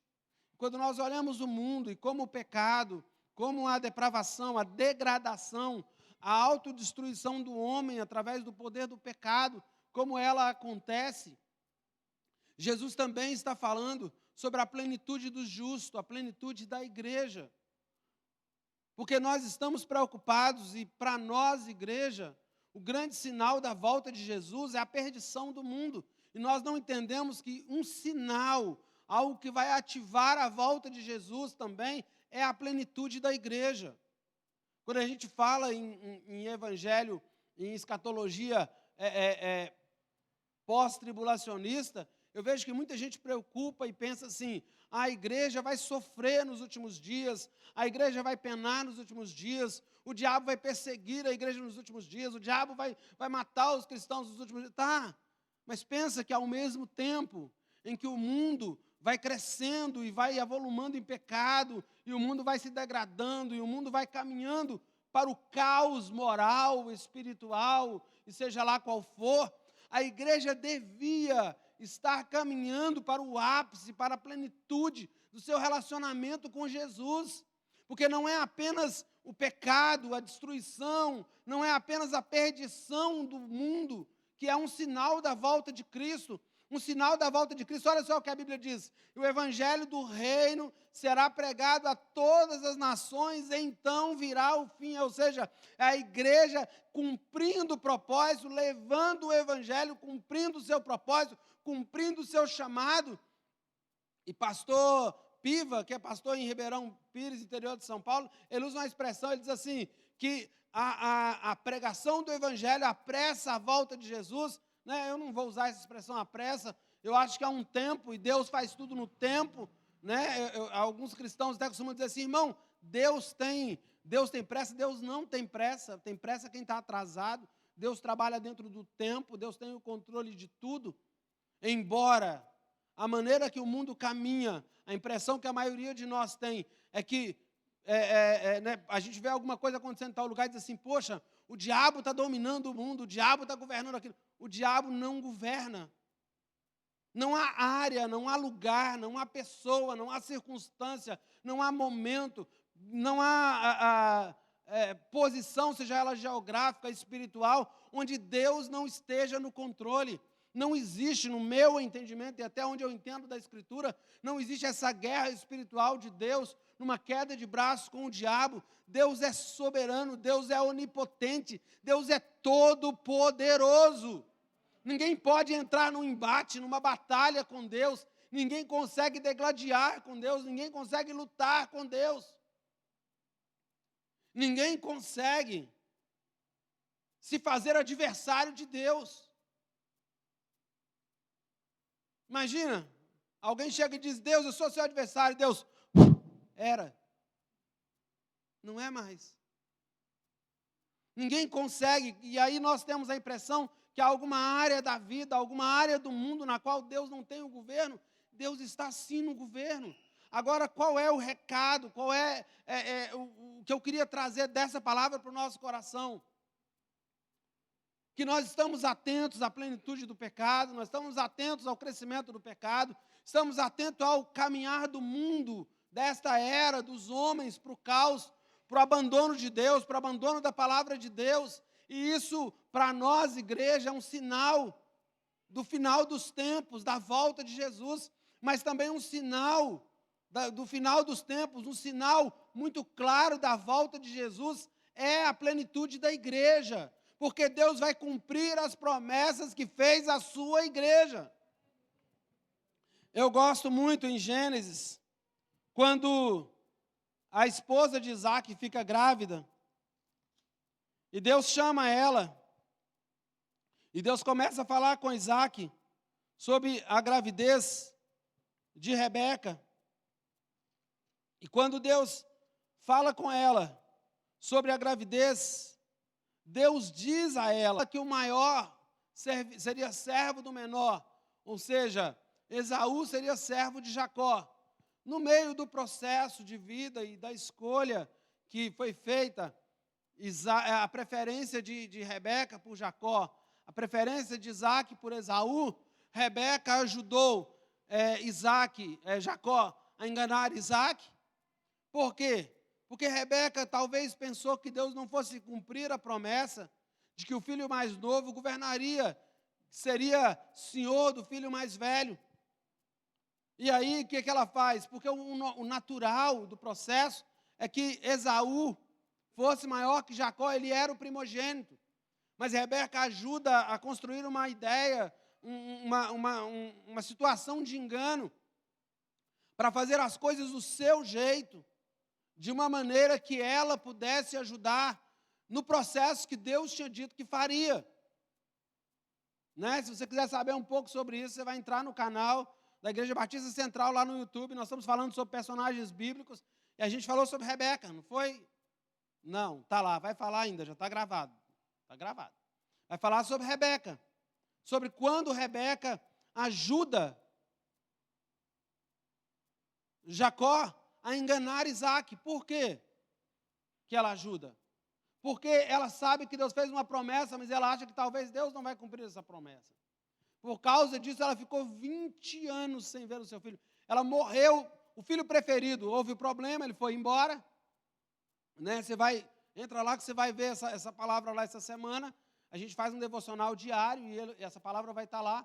Aí ela ela ajuda o filho, que era o filho preferido, e por causa disso ela perde o relacionamento com seu filho, ele vai embora, ela fica 20 anos sem encontrar esse filho, ela morre sem ver o seu filho voltar para a sua terra. Mas quando ele está saindo, Deus diz para ele, quando ele se encontra com Deus, Deus diz para ele em Betel que ele voltaria, e que Deus o traria de volta, que ele podia ir, e que Deus o traria de volta para a sua terra. Ele vai, começa a trabalhar para Labão. Chega um tempo, quando Raquel tem José, quando José nasce, ele resolve ir embora. Labão chama Jacó, conversa com ele e o convence a ficar. Passa mais um pouco de tempo. Aí Deus chama Jacó e Deus diz para ele pegar as coisas da família e voltar para a terra de seus pais. E ele vai. E quando ele vai agora, ele vai se encontrar com seu irmão Esaú, vai consertar com seu irmão, vai reatar a aliança com seu irmão. Por quê? Porque havia um tempo preparado por Deus para aquele encontro, e Jacó precisava ser pleno nas suas experiências, no seu chamado, no propósito de Deus, até se encontrar com Esaú. Havia um tempo preparado por Deus para que tudo aquilo acontecesse. Então, quando eu leio essa história, eu consigo entender que Deus tem todos os tempos e todos os controles na sua mão. Deus está conduzindo tudo, está conduzindo a história. E assim como Deus conduziu a vida de Jacó, eu queria fazer esse paralelo, Deus também está conduzindo a igreja. E o problema é que o mundo está caminhando para a plenitude de pecado, de perdição. E a igreja precisa urgentemente caminhar para a plenitude da sua vida em Deus. A palavra diz que onde abundou o pecado, superabundou a graça. E nós precisamos avaliar se nós estamos crescendo ou não espiritualmente, se nós estamos crescendo ou não no entendimento de Deus, se nós estamos crescendo ou não no nosso relacionamento com Deus, se nós estamos crescendo ou não no entendimento de Deus. Estamos sim preocupados, estamos sim atentos, estamos sim marcando o tempo pela perdição do mundo. Mas a volta do Cristo, a volta de Cristo, ela tem a ver com, vamos dizer assim, com o cálice da ira de Deus, com o nível, vamos dizer assim, hard de pecado, máximo de pecado, mas ela tem a ver com a plenitude da igreja e com a plenitude da nação de Israel. Então, a plenitude da igreja são as promessas que Deus fez a Abraão se cumprindo na vida da igreja. E se nós não estamos crescendo, nós não estamos nos preparando para a volta de Jesus. O mundo está preparado para a volta de Jesus? Está, porque o mundo vai enfrentar a ira. A Bíblia diz que uns ressuscitarão para vergonha e desprezo eterno, outros para o gozo, para a alegria, para a vida eterna. Então, há dois caminhos.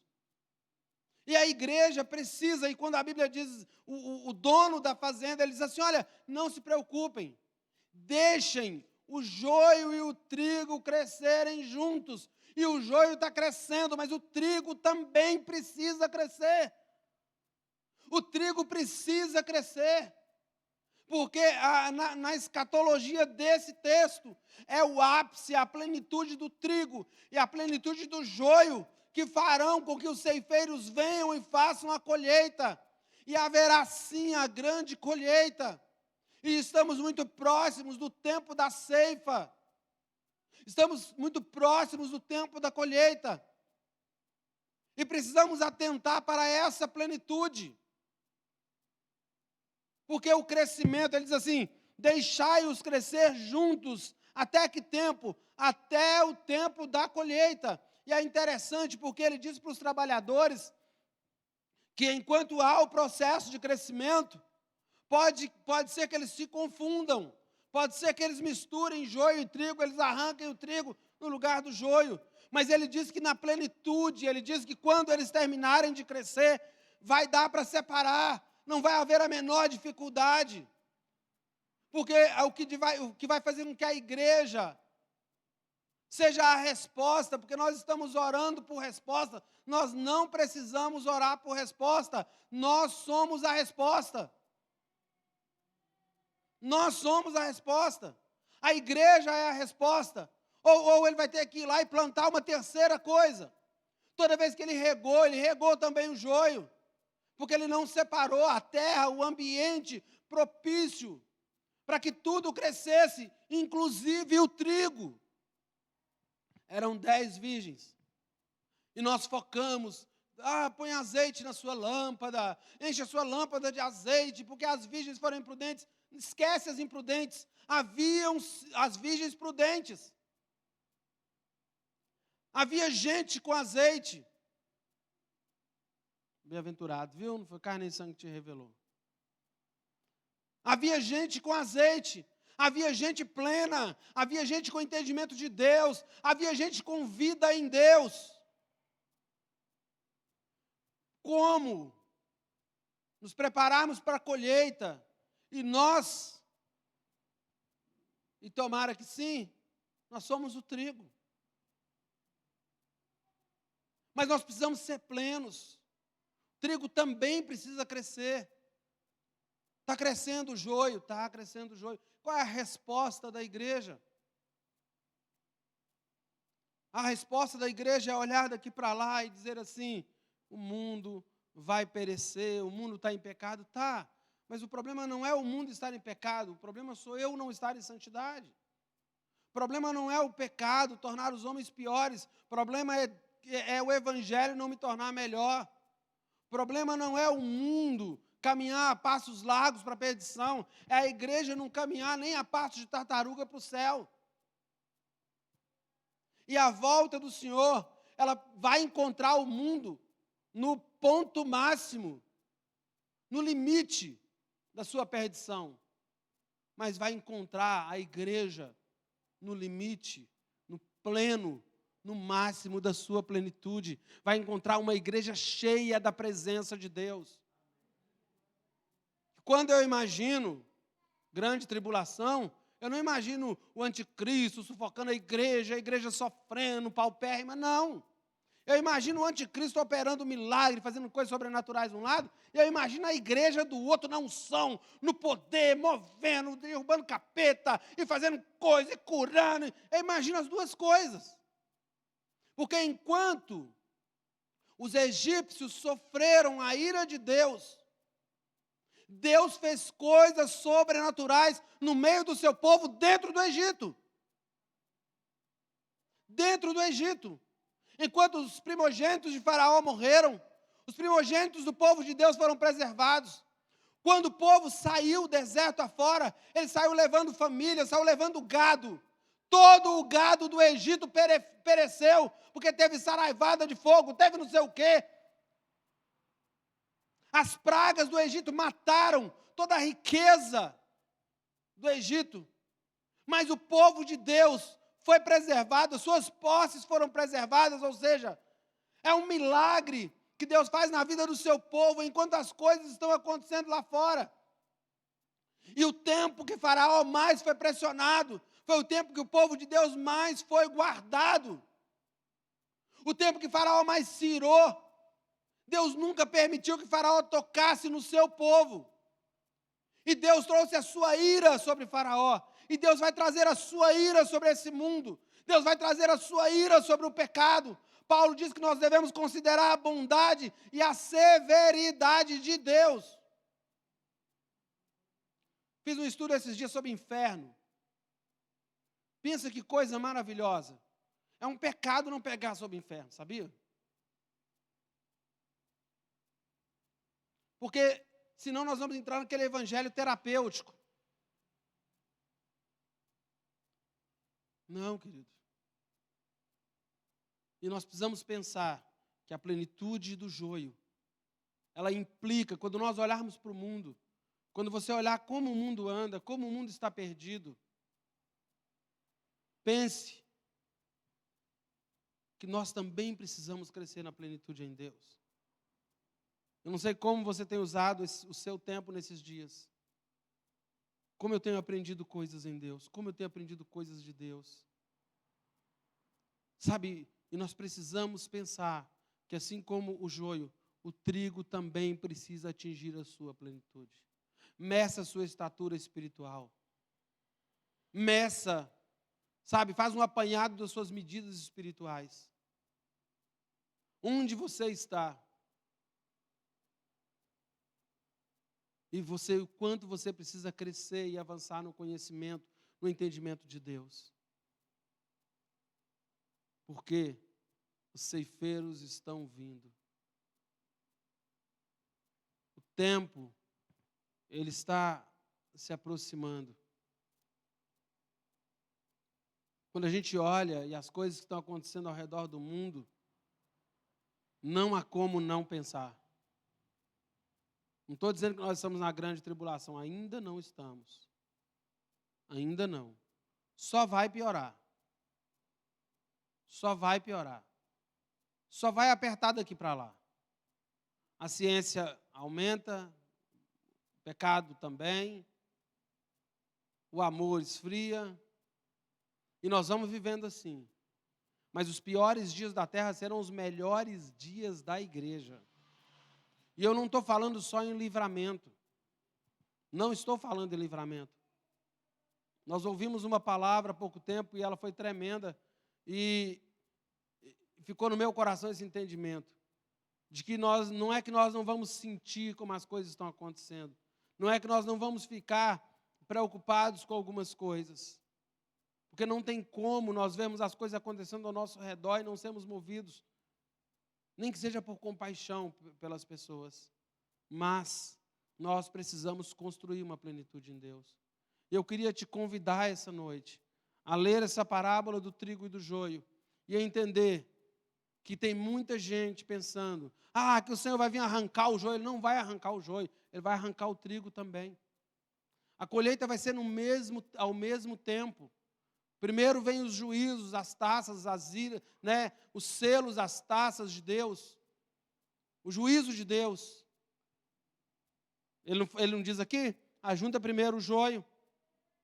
exerce o juízo sobre ele, para ser queimado. Depois se ajunta o trigo no celeiro. Mas os dois precisam estar em plenitude. E nós precisamos estar em plenitude. Precisamos crescer. Precisamos conhecer mais a Deus. Precisamos avançar nesse conhecimento. O profeta Oséias já nos ensinou. Conheçamos e prossigamos em conhecer o Senhor. E aí ele continua dizendo, né? Porque a sua vinda é certa. E nós precisamos crescer em conhecimento de Deus. Se você é trigo, comece a crescer. Se você é trigo, comece a crescer. Eu não sei quem já fez algum tipo de plantação aqui, mas é muito frustrante. Um homem faz uma plantação, planta um milho, planta qualquer fruto, e depois, no tempo da colheita, ele chega lá como Jesus chegou na figueira, e no tempo da colheita não havia fruto. E você chega lá com tudo preparado para fazer a colheita, tem um tempo certo de colher. Você plantou nas primeiras chuvas, na chuva da semente, e no tempo da colheita você sabe que demora 3 meses para nascer aquele fruto, e quando você chega lá não há fruto para colher. E nós precisamos sim crescer. E sabe qual é a igreja que vai resistir nos últimos tempos? É a igreja que está crescendo na palavra. É a igreja que está conhecendo, tendo relacionamento e intimidade com Deus. Não se preocupe com o joio. Seja trigo. Não se preocupe com o joio. Não é um problema meu. Ele falou para os trabalhadores, não é um problema de vocês. Não mexam com isso. Não mexam com isso. Não é um problema de vocês. Não é um problema de vocês. Eu queria que você ficasse de pé, nós vamos orar.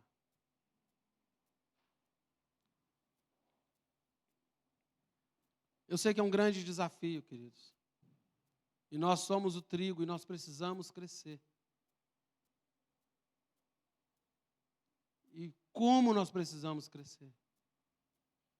Faça uma análise da sua estatura espiritual.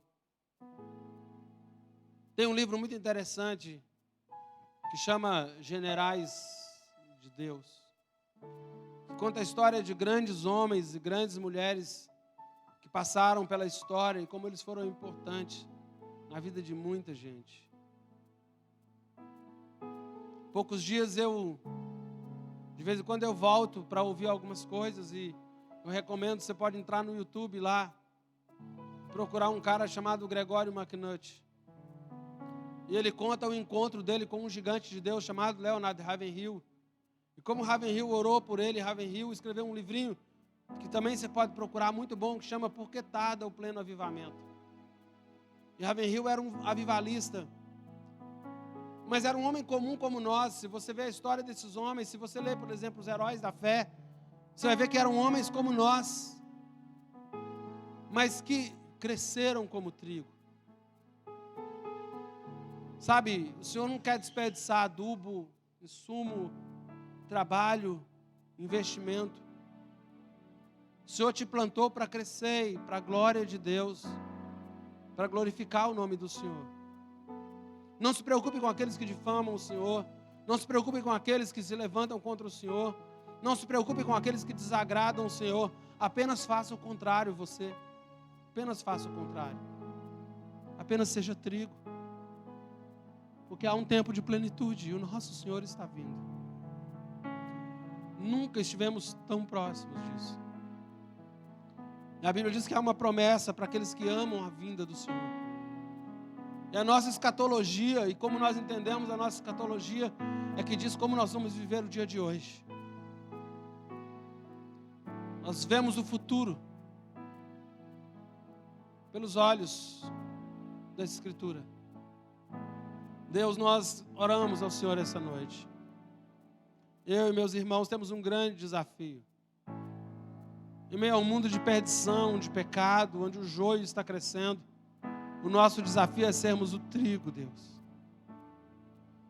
Pai, eu sei que há uma atmosfera de crescimento. Há um investimento do Pai, há um derramado do Senhor sobre a igreja nesses dias e sobre o seu povo. Deus, nós estamos em um tempo de incertezas, de lockdowns, abre, fecha, dificuldades. E nós não sabemos quando vai parar a pandemia, se ela vai parar, se virá outra depois. E nós sabemos que nós caminhamos para um tempo, Deus, e as dores de parto, elas vão se intensificar e as coisas vão caminhar e nós vamos viver situações das mais diversas. Mas tudo que nós precisamos e queremos nesses dias é crescer como trigo e atingir a plenitude do conhecimento do Senhor. Pai, nos impulsiona a buscar a sua face, nos impulsiona a buscar a sua vida, nos impulsiona a buscar o Senhor de maneira que o nosso coração seja alcançado, de maneira que nós sejamos transformados de glória em glória, porque a graça é crescente.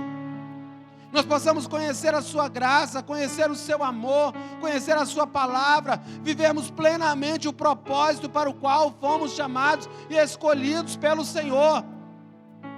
Não fomos plantados apenas para que os outros olhem e digam: olha, ali está um trigo, ali está um joio. Não, nós fomos plantados porque quando o Senhor da ceifa enviar os seus ceifeiros, e a palavra diz que Ele vai enviar os seus anjos para recolher os seus escolhidos das 4 extremidades da terra. Porque a palavra diz que o Senhor mesmo, dada ouvida a voz do arcanjo, dada a ordem de Deus e soada a trombeta, recolherá os seus dos 4 cantos, de uma extremidade à outra da terra. E a palavra diz que todo olho o verá. Ah, Senhor, um dia nós nos encontraremos com o Senhor.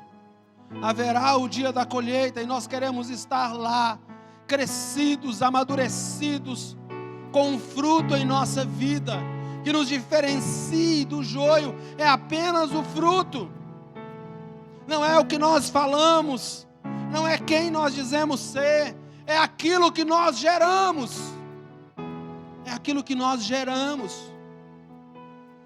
O fruto, Deus, não é aquilo que nós discursamos, o fruto não é aquilo que nós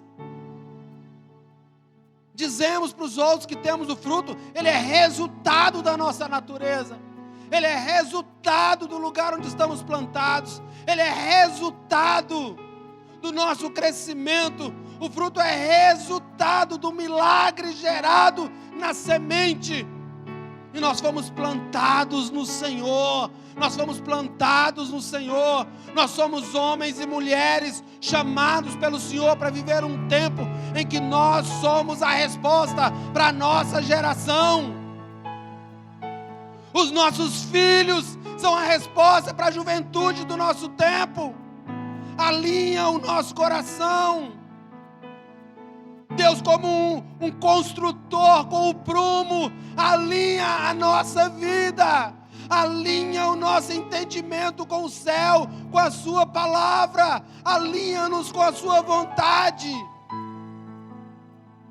A nossa grande preocupação, Deus, não é se o mundo vai acabar, nossa grande preocupação não é se o mundo vai piorar, nossa grande preocupação não é se vai vir uma próxima pandemia, a nossa preocupação é agradar o seu coração. A nossa preocupação é agradarmos o Pai, a nossa preocupação é termos o fruto para o dia da colheita. Ah, Senhor, nós somos muito frágeis. Não somos nós os responsáveis por discernir o que é joio, o que é trigo. Cada um de nós é responsável por gerar um fruto, porque fomos plantados pelo Senhor. Ah, e o profeta diz que nós somos carvalhos de justiça plantados pelo nosso Deus. Nós somos plantados. Nós somos resultados de uma boa semente. Houve um trabalhar do Senhor em nós. E assim como aquele empresário, aquele fazendeiro tinha os seus trabalhadores, o Senhor enviou muitos trabalhadores que trabalharam em nós.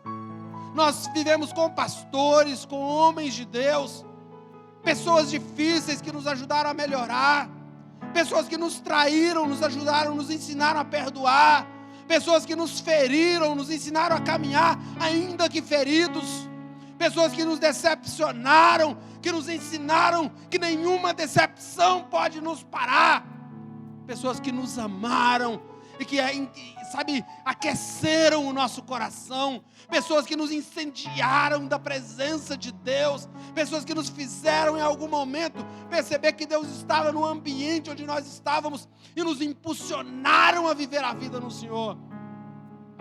Muitos trabalhadores passaram por nós, e ainda que haja coisas semeadas pelo inimigo, Deus, nós somos o trigo, nós somos a boa semente, e nós oramos por um fruto que seja digno do chamado que nós temos. Nós oramos por um fruto que seja digno do Deus que nos chamou, nos escolheu, nos sustentou, do Deus que nos adubou, do Deus que derramou sobre nós a sua própria vida. Nós oramos, Deus. Nós oramos para que o Senhor nos encontre fiéis. Nós oramos para que o Senhor nos encontre fiéis, porque a palavra diz que os seus olhos estão sobre os fiéis da terra. Nós oramos, Deus. Nós oramos porque a sua vinda é certa. A grande certeza que nós temos é que vamos nos encontrar com o Senhor. Nós não temos certeza de mais nada. Nós não temos certeza de quanto tempo vamos viver. Nós não temos certeza se a vida vai dar certo. Nós não temos certeza se os filhos vão se converter. Nós não temos certeza se vamos ver maridos e esposas salvos. Nós não temos certeza se o governo vai dar errado ou vai dar certo. A única certeza que nós temos é que nós nos encontraremos contigo. E como a noiva que aguarda o casamento e que se prepara para ele, como a noiva que se atavia para o dia, para o grande dia da sua vida, nós também estamos nos preparando. E não podemos esperar que todos estejam na igreja, que ela esteja adornada. Não podemos esperar que o noivo já esteja no altar para que a gente comece a se preparar. Não, a noiva que começa antes, a noiva começa a se preparar muito antes do casamento. E nós pedimos que o Espírito do Senhor esteja sobre nós. Espírito Santo, prepara a sua noiva, prepara o seu povo para se encontrar com o noivo, porque essa é a única certeza, a única garantia que nós temos. Talvez as nossas teologias pré- ou pós-tribulacionistas não estejam corretas. Talvez nós não estejamos fazendo a leitura que deveríamos. O entendimento teológico talvez não seja aquilo que o Senhor vai fazer. E o Senhor está olhando daí, está rindo das nossas interpretações. Mas uma coisa nós temos certeza: aquele que vem virá e não tardará. Joel, no capítulo 2, ele diz: tocai a trombeta em Sião, dai voz de rebate no meu santo monte, porque o dia do Senhor vem, ele está próximo. E nós cremos, Senhor, nesse tempo. Nós vamos nos preparar para a ceia do Senhor. E eu queria que você que vai participar da ceia ficasse de pé. Nós vamos preparar o nosso coração.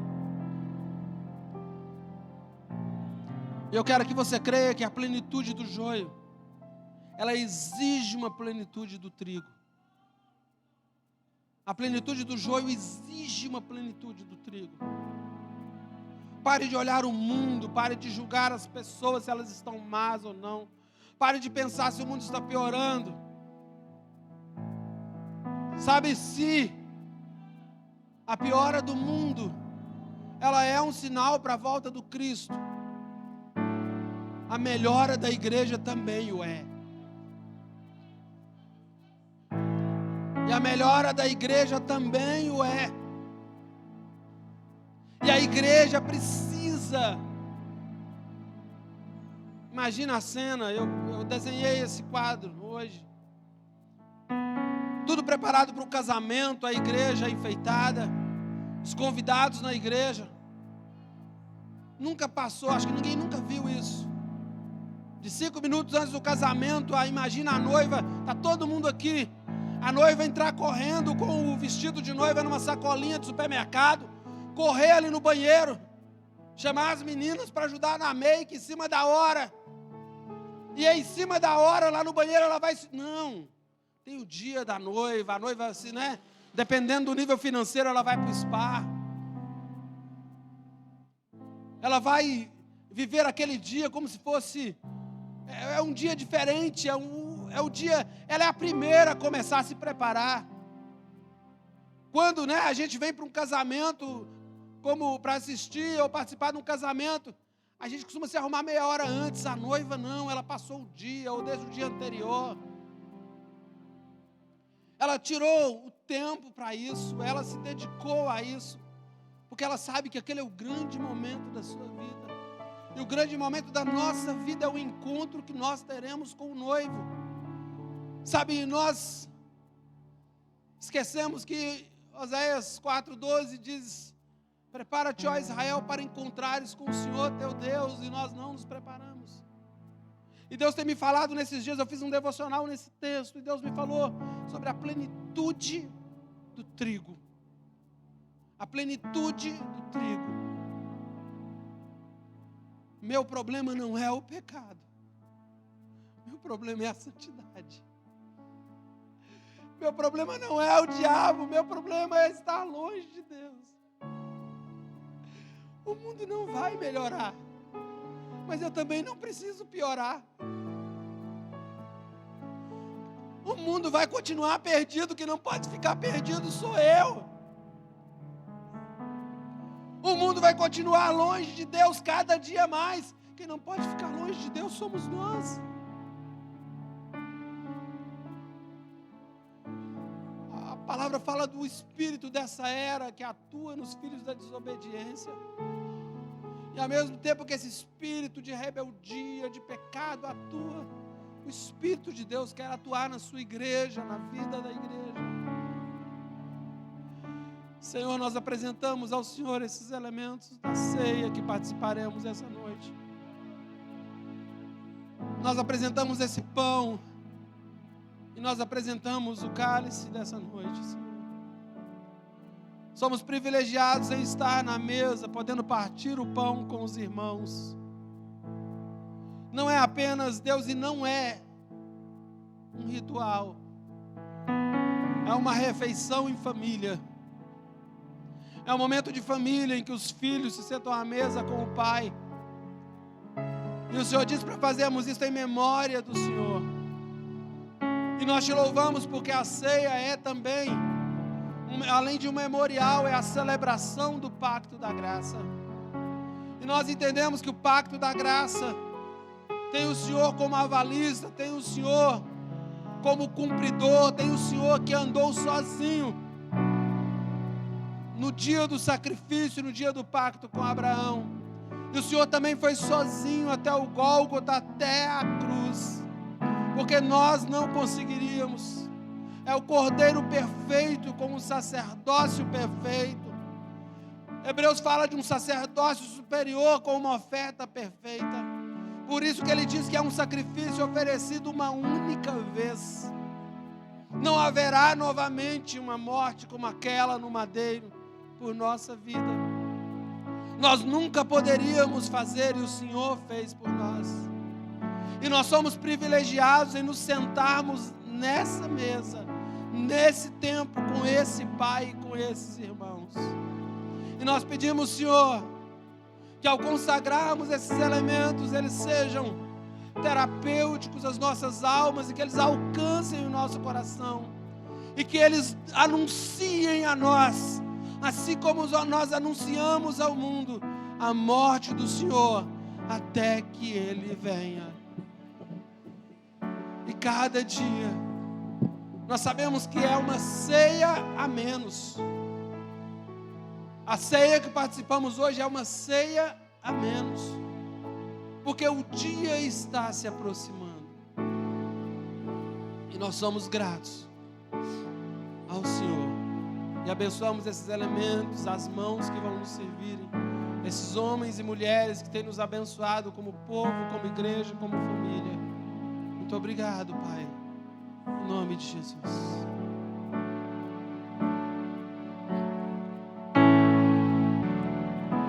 Senhor, eu não sou nada diante do teu poder,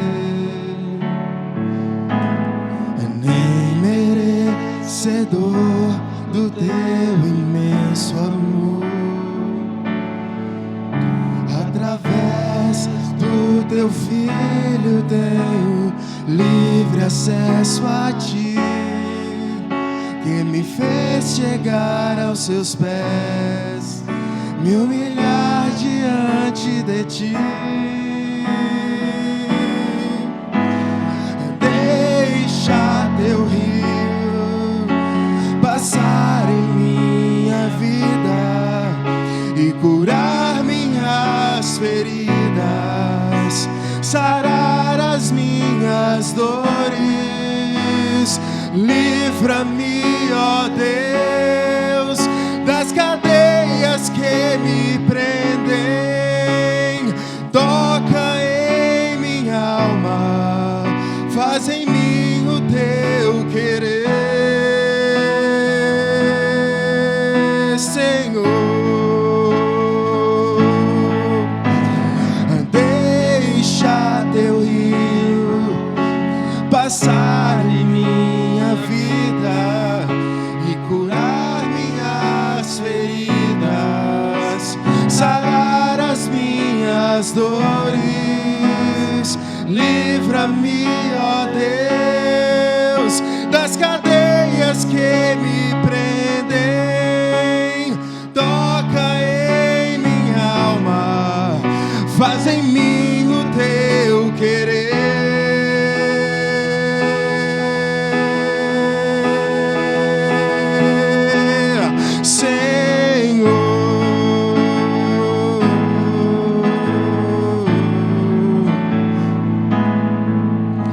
Senhor, eu não sou nada diante do teu poder,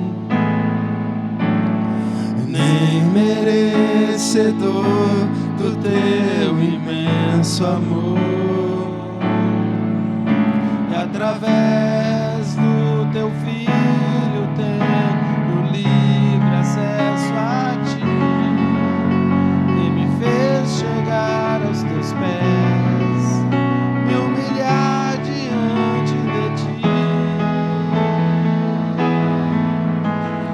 Deixa teu rio passar em minha vida e curar minhas feridas, sarar as minhas dores.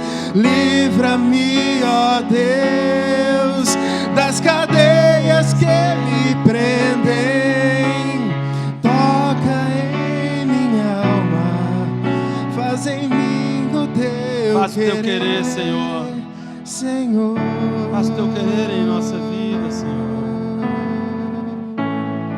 O apóstolo disse: porque eu recebi do Senhor, que também vos entreguei. Que o Senhor Jesus, na noite em que foi traído, tomou o pão e, tendo dado graças, o partiu e disse: isso é o meu corpo que é dado por vós. Fazei isto em memória de mim. O corpo de Jesus é um corpo partido por nós. E é por isso que cada um de nós pode ter consigo um pedaço, uma parte, um todo do Cristo. Ele se deu por todos nós. Por isso que nós podemos ter livre acesso e nos chegarmos a Ele. E nós damos graças ao Senhor porque Ele não mediu, Ele não olhou para o nosso pecado, para a nossa condição, Ele simplesmente se deu. E eu gosto de pensar que o amor de Deus, ele tem origem em Deus, porque só Deus podia ser a origem de um amor tão incondicional, tão perfeito, tão sem motivo, um amor que não precisou de um motivo especial. Deus não precisou de um motivo especial, mesmo porque Ele não o tinha. Por isso que João diz: vede com que grande amor nos tem concedido o Pai, ao ponto de sermos chamados filhos de Deus. Senhor, nós te agradecemos por esse pão que temos em nossas mãos. Te damos graças porque Ele nos lembra, Ele é um memorial do seu corpo rasgado no Calvário em nosso favor. Escoteado, o corpo que foi até as últimas consequências, o justo pelos injustos. A palavra diz que pode ser que pelo justo alguém se arrisque a morrer, mas o Senhor morreu pelos injustos, o sacrifício perfeito pelos homens imperfeitos. E nós te damos graças por esse pão. Vamos participar do pão em nome de Jesus. A palavra diz que de modo semelhante tomou o cálice, dizendo: esse cálice é a nova aliança no meu sangue. Fazei isso todas as vezes que o beberdes em memória de mim. Porque todas as vezes que comerdes o pão e beberdes o cálice, anunciais a morte do Senhor até que Ele venha. A aliança que o Senhor fez com Abraão é uma aliança de sangue, um pacto da graça. E Ele reafirma essa aliança conosco. Quando Ele fez essa aliança com Abraão, Ele fez no meio dos animais partidos conosco. Ele foi o próprio Cordeiro. Ele foi a própria vida derramada nessa aliança. É por isso que há uma canção antiga que nós cantávamos que dizia que Ele morreu a nossa morte para vivermos a sua vida. Senhor, nós te louvamos pelo sangue derramado no Calvário em nosso favor. E mais ainda, nós somos gratos pelo privilégio que nós temos de ter tido acesso a esta aliança. Não que nós somos merecedores, capazes. É por isso que é graça. Graça é quando o Senhor não nos dá aquilo que nós merecemos. Nós merecíamos o castigo, a condenação, mas o Senhor levou sobre si as nossas dores, e pelas suas pisaduras nós fomos sarados. E o castigo que nos traz a paz estava sobre os seus ombros. É por isso que há paz em nosso coração em meio a tudo. É por isso que dentro de nós há uma paz que não muda, uma paz que não se deixa levar pela circunstância. Nós somos gratos pelo privilégio de estarmos à mesa com o cálice do Senhor. Vamos participar do cálice em nome de Jesus.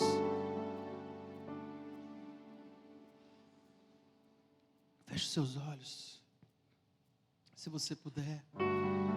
Se você puder dizer a Ele uma palavra de amor, pode dizer.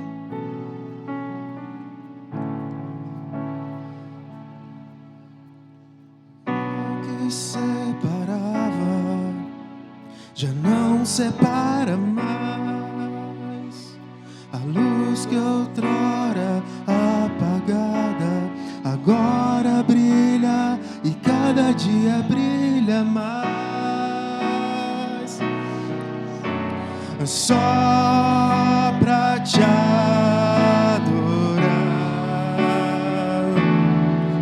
e fazer seu nome grande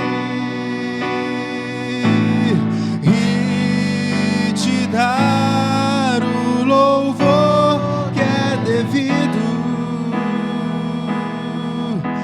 Estamos nós aqui.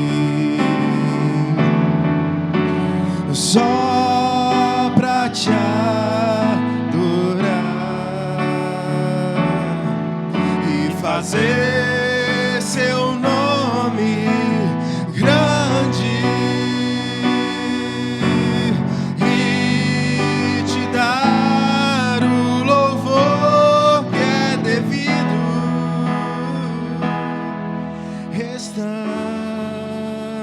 nós aqui. Estamos nós aqui. Estenda suas mãos. Deus, obrigado por tudo que o Senhor tem nos dito, feito. Obrigado por cada uma das promessas que o Senhor tem cumprido na nossa vida e na nossa casa. Obrigado por ser o nosso Deus. Obrigado por pacificar o nosso coração em tempos de tribulação, em tempos de angústia. Obrigado por nos guardar, guardar a nossa casa, guardar os nossos em tempos tão difíceis. Enquanto alguns sofrem se sentindo desamparados, nós, ainda que haja sofrimento, nós sofremos amparados no Deus da nossa vida, aquele que nos sustenta. Obrigado pelo seu amor, obrigado pelo seu cuidado, obrigado por derramar sobre nós graça sobre graça. Deus, alguns de nós aqui temos saudade uns dos outros, não estamos nos vendo, mas nós queremos pedir ao Senhor que alcance o coração de cada um dos nossos irmãos, aqueles que estão aqui, aqueles que estão em casa, nos assistindo pela internet. Deus, que o abraço do Senhor alcance cada um dos irmãos. Que saudade nós estarmos juntos, reunidos em uma mesa só. Mas, Senhor, é um tempo em que nós temos o privilégio de estarmos com o Senhor. Nunca estamos sós. O Senhor está conosco. O Senhor diz: eis que estou convosco todos os dias. Nós estamos, sim, vivendo um tempo de um novo comportamento social. Nós não estamos em isolamento. Nunca estaremos isolados. O Senhor está conosco. Nunca passou pela nossa mente que vivemos isolamento. É um novo comportamento social. Mas isso não nos impede de abraçar o Senhor, de estar com o Senhor, de desfrutar da sua presença no nosso quarto de escuta, no nosso lugar de devocional. Ao Senhor a nossa gratidão, o nosso amor. Deus, que o Senhor abençoe a nossa semana, abençoe a nossa casa, que o Senhor abençoe os nossos, aqueles por quem nós temos orado e aqueles que têm orado por nós. Abençoe a sua igreja, Deus, não apenas no Brasil, mas nas nações da terra. Não há um lugar no planeta que não haja, Deus querido, alguém que adore, que clame, que declare o seu nome. Nós oramos, Deus, por aqueles que estão em situação mais vulnerável que nós. Nós oramos, Deus, pelas esferas de governo da nossa sociedade. Nós oramos por um tempo de paz, por um tempo de sabedoria da parte daqueles que precisam tomar decisões. Nós oramos, Deus querido, para que a sociedade, a nação, as pessoas não sofram com as decisões tomadas sem propósito. Deus, nós oramos pela igreja que o Senhor está gerando nesses dias, nesse tempo. Nós oramos, Deus querido, por aqueles que o Senhor tem dado a alegria de te servir nesses dias. Aquece o coração do seu povo. O trigo precisa atingir a plenitude. O trigo precisa crescer. Há alguns, Deus querido, que vão nesse tempo alegar que seu coração esfriou, que sua fé esfriou. Como, Deus? Como? Como esfriar o coração com alguém que me ama? Como esfriar o coração em relação de alguém que cuida de mim o tempo todo? Como esfriar o coração com alguém que me abraça, com alguém que me envolve, que me aquece?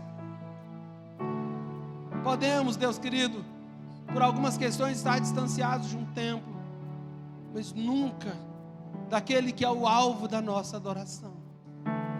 Deus, que a nossa semana seja uma bênção, que todos nós, o nosso trabalho, abençoa os negócios, abençoa quem precisa vender, vai vender, quem precisa receber, vai receber, quem precisa pagar, vai pagar. Deus, e o Senhor estará cuidando de cada necessidade da nossa casa, de cada necessidade dos nossos filhos.